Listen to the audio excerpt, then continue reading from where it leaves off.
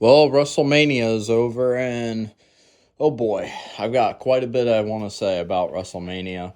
Now, honestly, this video is going to be covering both nights, so I just wanted to kind of combine both nights into one video because then that way it's the ultimate WrestleMania 42 video. So, yeah, let's just get started with the video. So, night one kicks off, and we have a pretty unique intro. I actually really did like the little intro that they had.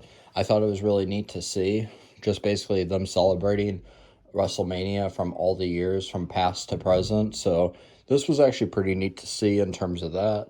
And it started off with John Cena introducing WrestleMania and welcoming everybody to WrestleMania. It kind of gave some Vince McMahon vibes. I saw people saying that. It actually was kind of funny just because of the fact that, he's wearing a suit. And it really just kind of hit me watching him give his little speech about WrestleMania. Really just kind of hit me knowing, like, man, like he's really done. Like he's really not going to ever come back into the ring. Just seeing him not wear the jean shorts and shirt, it just kind of was really weird to see. But at the same time, it also was pretty neat to just kind of see because it's like he's also earned this time because he put so much time and work into the company, and he can finally just kind of enjoy retirement like he should be. Usos versus Vision with Speed and LA Knight involved in the match. Now, I just was going to go on record and say this match actually wasn't that bad in terms of an opener, but I really do feel like as the result of this match, I feel like LA Knight deserves so much better. Like, yeah, of course, LA Knight got the pin and won, but this really just proves that LA Knight deserves so much more because I feel like Triple H could really do some more with LA Knight and actually give him like a proper story and a proper title reign.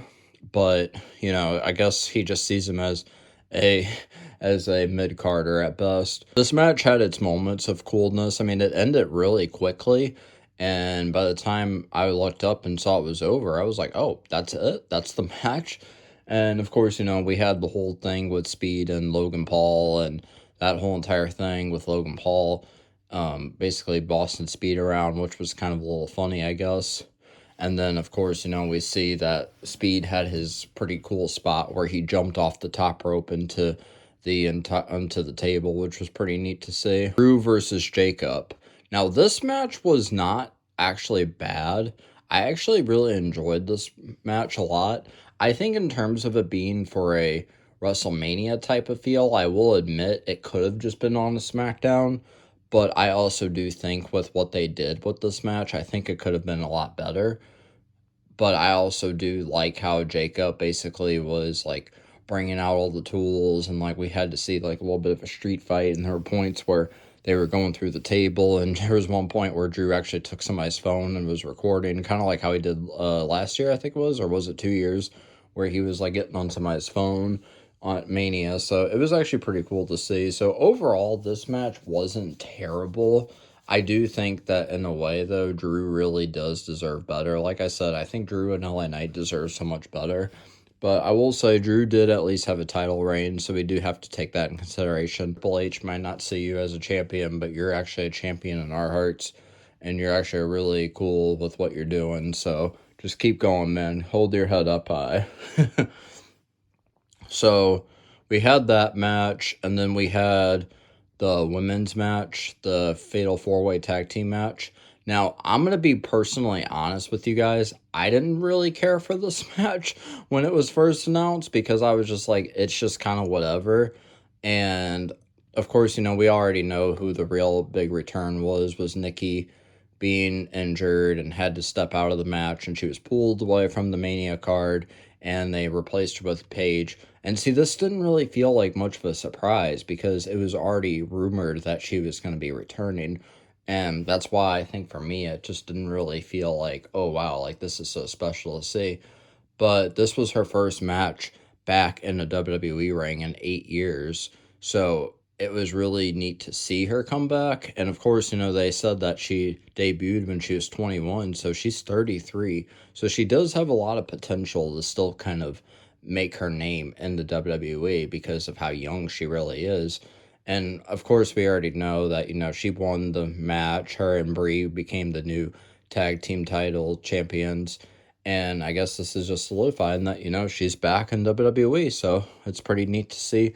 I'm kind of curious to see what they're going to do with Paige. I hope they actually give her like a proper story or something, because that's kind of what they tend to do with a lot of these people they bring back who have been gone for so long. They just bring them back and then they don't really do much of anything with them, kind of like what they're doing with AJ Lee. Speaking of AJ Lee, so AJ Lee versus Becky was next, and this match wasn't terrible. I honestly didn't really care for this match. It didn't really have any proper build up though with the whole entire thing. It just kind of felt meh to watch. There was a point though where Jessica was the referee, and Becky's had drama with best Jessica. So it was kind of making me think, oh, okay, so we're going to see Jessica and Becky get into it a little bit, and Jessica might disqualify Becky, or, they might take Jessica out, or Jessica might take Becky out, because were pushing each other at one point, and then just it ended so abruptly, and it just made me kind of question, like, well, wait a minute, that was the match? Like, it was that quick of a match? But I honestly think Becky deserved to have won the title, just because of the fact that we know Becky's going to show up to wrestling. Like, she's going to actually show up to work and everything. Because that's the thing, you have to ask yourself. AJ Lee is good for sure, but she doesn't even show up half the time.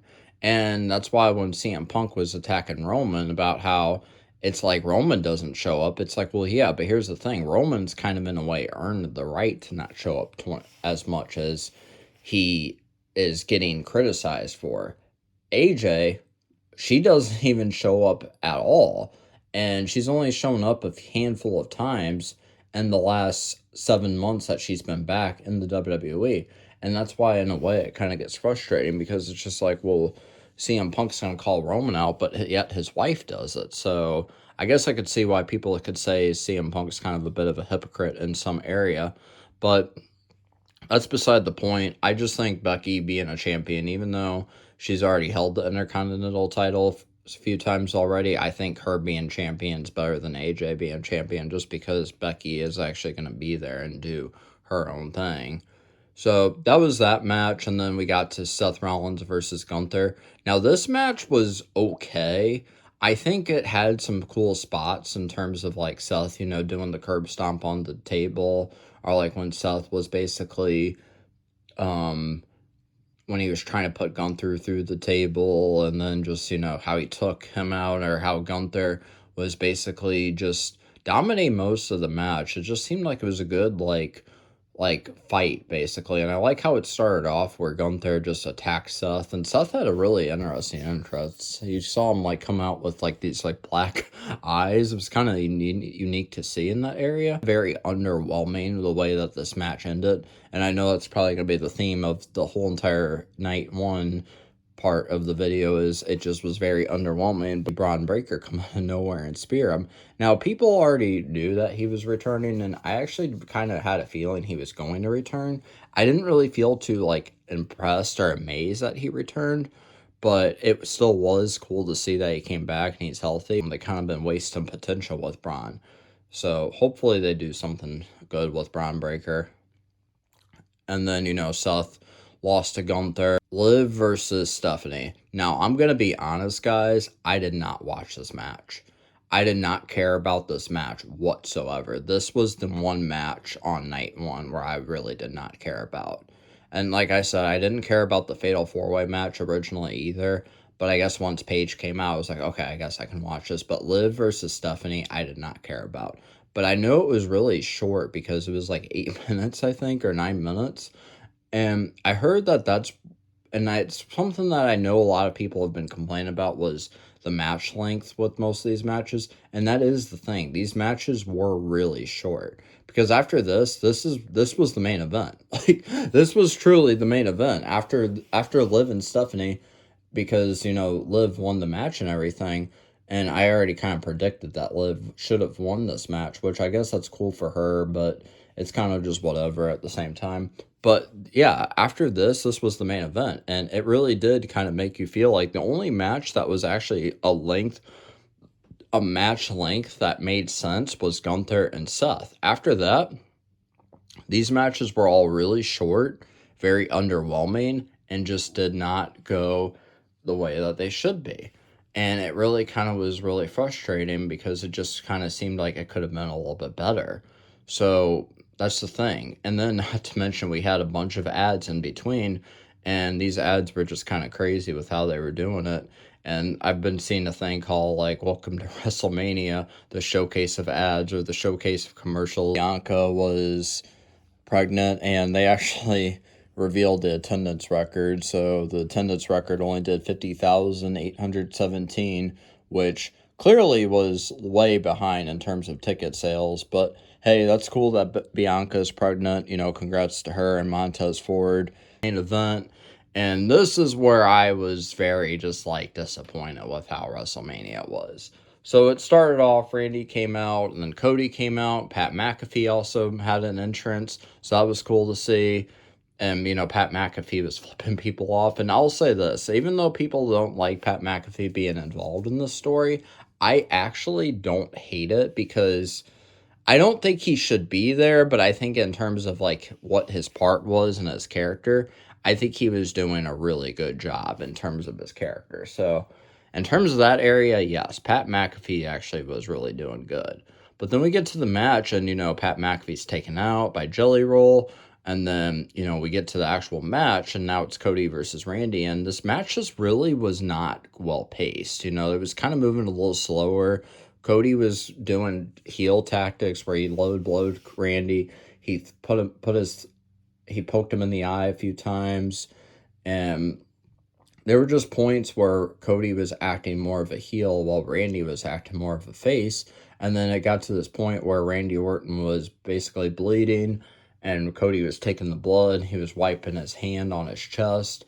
And then it even got to this point where Randy RKO'd the referee. The referee was knocked down. Pat McAfee came back out because Pat McAfee was taken out by Jelly Roll. Nobody knew where Jelly Roll was. And so Pat McAfee counts and Cody kicked out. Then Randy RKO's Pat McAfee.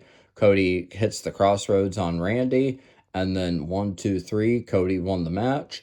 And this was so confusing because it's just like, so wait a minute. So that's what happened with that.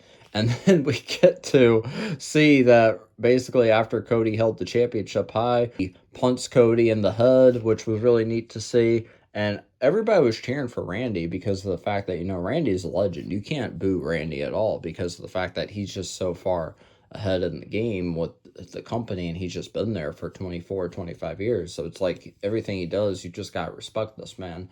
And then after that, then Randy holds the belt up high. Everybody's booing, not because of Randy, but just because of the result. And then that was it. That was WrestleMania. It just ends like that. And that's just how night one was. It was very underwhelming because of the fact that it's like, so that all happened, and then he didn't even win the 15 championship. Now, don't get me wrong. I really was disappointed just because of the fact that Cody won his title back. Like, Cody retained the title. So it's just like, so what exactly is this for? Now, there were reports that Randy was apparently injured going into this match, but I just don't understand like what exactly this was. And I've been seeing people say this was almost like a reset button that they were doing because I knew that this story was kind of a mess from the get-go. So that's why they had to do it the way it is. But, you know, this match really could have been better. The whole entire Mania Night 1 could have been better. Just so many ads and just so much, like, underwhelming matches and just the entire quality of it was. But, you know, I guess we could see how Night 2 goes, right? Right?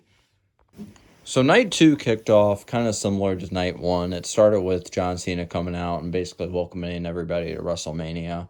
And obviously, as you guys already know, like, this was still really cool to see. So that's how the second night started off at first. But then we get to the first match of the night, Brock versus Oba. Now, honestly, guys, going into this match, I really had a good feeling that Brock was going to win because of the fact that, you know, he basically was the alpha male of our species, as Pat McAfee called him. But I also had a feeling Oba would have won as well, just considering the fact that Oba was super over with the crowd, and it just seems like it was like his time. And Oba is the only guy who could really measure up to Brock Lesnar in terms of like stature and everything. So I really did have a good feeling about this, but this match was actually really good. Now, at first, it started off a little bit kind of but then, once we started seeing like how they were moving and stuff, like Oba was pretty much dominating. And that's the thing. We never seen Brock get dominated like this before in a match before, except to Goldberg, of course.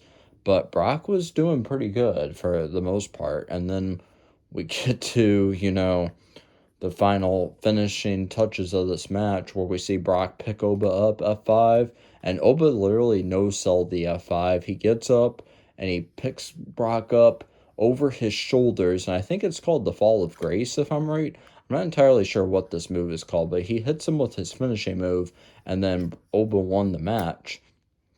And this honestly really caught me off guard. So as we see, Oba is leaving the ring, and he kind of tips his hat off to Brock. So it kind of made me wonder, like, okay, that's kind of interesting. So then we see Brock just kind of sitting in the middle of the ring, just kind of sitting there, and everybody started cheering, "Thank you, Brock." And then as we're seeing this, Brock is taking off his gloves and boots. And I'm sitting here thinking, are we about to see him retire? And I'm not going to lie, guys, as I'm saying this, I'm getting a little sad seeing this just because of the fact that Brock is a guy I literally like grew up watching in a way. I didn't used to really like him when I was younger. I used to a guy like him retire. It just was so like heartfelt. And he felt very grateful and fortunate. He was just being super appreciative of the fans and their support. And it just was such a sad moment to see. Him and Paul were in the ring. They got to share a moment together. I was not expecting to see this at WrestleMania because I thought it would have been until SummerSlam to see Brock. But all I can say is thank you, Brock. You really held the business down for 20 years. I mean, you were such a incredible person to watch, and just the memories you've gave me, and even though you were pretty much scary to watch as a kid, you still were a pretty cool dude to watch, and just overall you're just one of my favorites in wrestling ever. So that's all I could really say. So thank you, Brock. Match. And this match was pretty cool to see for the most part. I think the match was kind of interesting all from the get-go because, I mean, we were going to see Javon and Rey Mysterio and Dragon Lee and Penta, and they're pretty acrobatic, so I kind of knew in a way, like, okay, yeah, this is going to be pretty interesting to see. Javon hit his finishing move on Rusev while he was on the top of the ladder, or like when Rey Mysterio would hit people with the ladder with the 619, or when Penta basically did this move on JD McDonough with the ladder, and then it was kind of insane to see. So this match was pretty fun to watch as well. But of course, Penta retained the Intercontinental title. And see, I really was thinking Javon was going to win for a minute because I think Javon really could have won this match. I think Javon just kind of needs more time to develop his character. I think he's really a good guy to like watch while you're just kind of just watching like on the TV, but I think if he can develop his character a little bit more, he could really become somebody like unique to see in the ring. So I really hope Javon gets his chance to shine here soon. Trick Williams versus Sami Zayn. Now, people do not like Sami as the U.S. champion, and like everybody was booing Sami going into this match. I actually don't hate Sami though. I actually really do like Sami. He's not kind of started off a little slow. Sami was pretty much dominating it, and it almost seemed like Sami was kind of being the heel in this match, and people were like really booing Sami. It seemed like they were really getting to Sami's head, and then Trick, of course, hit him with the trick shot, and Trick ended up winning the match. So that was really cool to see as well. I think Trick really earned this title match, and I think he's going to make the U.S. Championship really good. Trick actually has a lot of character, if you think about it, because, like, Sami does have some character, but I think people were kind of tired of Sami being the underdog, so I think that's why it got kind of old and repetitive with Sami. So overall, this match wasn't as bad, but I definitely think Trick should have won this match. So I'm happy he won this match. Congrats to him. Let's hope he actually makes the title somewhat good while he's the champion. And then we got to the next match, which was the street fight between Dominic and Finn. This was Finn's retribution to basically beat Dominic for the just bragging rights, I guess so, because it was almost like, well, what was the point of this match? But realistically, this was pretty cool to see because, Dominic came out with a bunch of luchadors with masks on, and then, Finn comes out as the Demon Finn. And this actually really was going to show us, like, okay, so Finn's actually not playing around, and he's actually here to, like, fight and actually do something really insane. And then, of course, we got to see the match unfold, and it was a street fight. There were points where they were taking each other through the tables, and then they were hitting each other with chairs, and it was pretty brutal to see. And Finn really looked like he was like on a different type of time, being Demon Finn. And I really think Demon Finn Balor is somebody you do not want to mess with. He's definitely better when he's Demon, I feel like, because then it's like he's really like coming out and bringing out his more aggressive side. So, yeah, Finn ended up winning the match, and I actually predicted that he was going to win this match because you're going against Demon Finn. It's like it's a whole different ball game. So, that's basically how that ended. And then we got to Jade versus Rhea. Now, this match was kind of unique. Like I said before in one of my videos, I wasn't really as hyped for this match, but I think kind of seeing like how Rhea was basically meeting somebody her match where Jade is a little bit bigger and stronger, was able to take Rhea down, no problem, was pretty neat to see. And that's kind of what this match pretty much was for the most part. Jade was just dominating Rhea throughout the whole match. B-Fab and Michin come out, and they were going to pretty much distract Rhea, and then EO came out, and then that cost Jade the match, essentially, because then Rhea hit her finishing move, and Rhea won the match, so there we go. So this match was overall pretty okay, I guess you can say. It wasn't really anything crazy, but it was still pretty cool to see, like, Rhea end up winning the match, and it's time for her to basically become the new champion. So then we finally get to the attendance record this time in Mania, which was actually 55,000. So it was 5,000 more, which I guess in a way was better than how they did yesterday.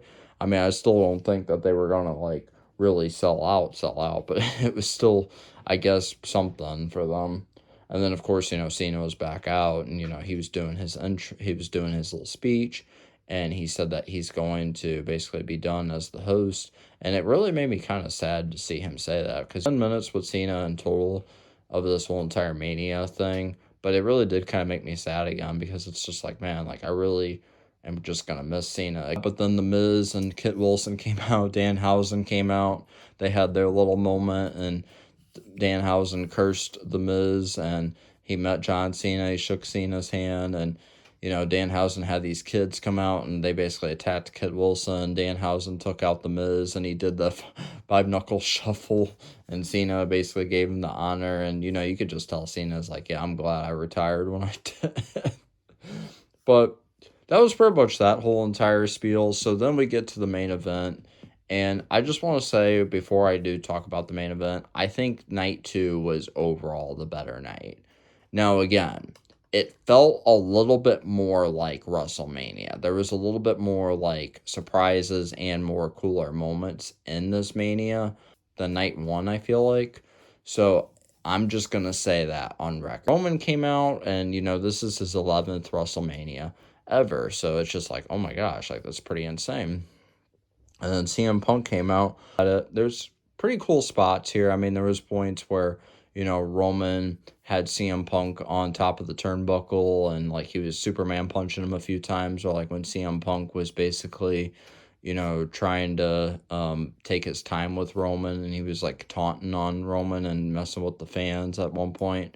And there was even another point where CM Punk took off his like wrist gloves, or his little like tape that he tapes his hands with, and then he threw it in Roman's face, and then the ref didn't see it, and then CM Punk low blowed it. It's kind of like he was doing heel tactics in some way. It's like, this is what I was saying about Cody. It's like, why are they doing heel tactics if they're a face? So, but This match was actually pretty interesting to see. I mean, you could just kind of feel the animosity between these two. It was almost like it was building up. Now, I will say I was kind of expecting like the Usos to come out and kind of help Roman win or something, but they didn't. So I was kind of like, huh, okay. So it was just Roman basically torturing CM Punk, and then there was even one point where CM Punk actually took the Ulavala off this fan, and he basically was wearing it, and he was going to act like Roman and give Roman a Superman punch and a spear. So it was actually really funny to see. But overall, Punk was going to hit Roman with the GTS not once, but he was going to hit him with it twice, and then Punk's body gave out, and Roman ended up taking this opportunity, hit him with the spear. 1, 2, 3. Roman wins the championship, and then, ladies and gentlemen, the new champion and the guy who I thought The Rock was going to come out and confront at the end of this night, but it did not happen. So that's how the show ended. Standing tall and was the champion. So now we have Cody and Roman both as the champion. So this is really interesting. So overall, night 2 was definitely the better show. WrestleMania 42 as a whole, I think it started off strong the first night, and then it kind of got a little meh towards the middle of it. But then the second night was definitely a better show overall. Now, I'm not saying that this was like the greatest WrestleMania of all time or anything, because there were definitely less ads in night 2. But I still think that in terms of like match length, match quality, and just overall star power, night 2 was definitely the one. And of course, me saying what I said about Brock and Oba, that definitely could have been the main event. But it also was neat to see that Brock had his moment to retire. So again, congrats to Brock on that. But other than that, guys, I mean, this WrestleMania overall was not a terrible, terrible mania. I just think it could have been a little bit better with the build and everything, and then just kind of how they were going about it with like who they were having in it and everything. But I think it ended up being an okay mania. Night 2 was overall the better show, like I said. So that's really all I have to say for this video. I know this video is definitely longer, but I wanted to talk about both nights and its whole entirety and just kind of give my overall opinions. So what did you guys think of WrestleMania 42 as a whole? Which night did you like better? And what was your favorite moment? For me, my favorite moment was probably seeing just Brock retire, because it just was really neat to see how everybody was really all in agreement to like basically cheer for him. And it was just kind of neat to see how we kind of got some closure. So that was just me though. So what do you guys think about WrestleMania 42 as a whole? Make sure to like, comment, and subscribe. I really appreciate it. And I'll catch you guys in the next one. Peace.